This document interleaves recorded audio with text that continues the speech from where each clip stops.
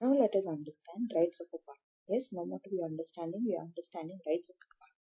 Every partner has a right to participate in the management of the firm. Yes, he has a right to participate because he's a partner. Every day-to-day operations of the management of the firm, he has a right to be participating in it. Yes. Point number 2. Every partner has a right to be consulted in the affairs of the firm. Yes, any decision that needs to be made, any things that need to be decided. Yes, he has right to be consulted in the affairs of the firm because he's a partner himself.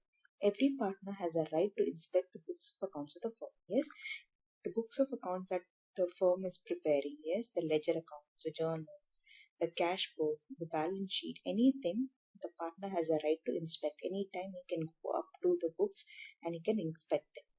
Every partner has a right to share profits or losses. Yes, the main intention of the partner is to do business, and with that intention in mind, they have the right to share profits or losses. Yes, a partner has a right not to allow the admission of a new partner. Yes, so if a partner wants to be admitted into the firm, he cannot be admitted unless all other partners in the firm agree for his admission. Okay, if one specific partner does not intend to have another partner admitted into the firm, then he has every right not to allow him to be admitted into the firm. Yes, partner has a right not to allow the admission of a new partner unless until he agrees.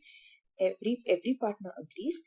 A partner cannot be admitted into the firm. Yes, after giving proper notice, a partner has a right to retire from the firm. Yes, after giving notice or after intending the firm or informing the firm that his intention to retire from the firm, he has every right to retire from the firm. Yes, after giving proper notice, he has a right to retire from the firm. Yes, so these are rights of a partner. Probably 1 or 2 marks can come from this, saying that what are the rights of the partners.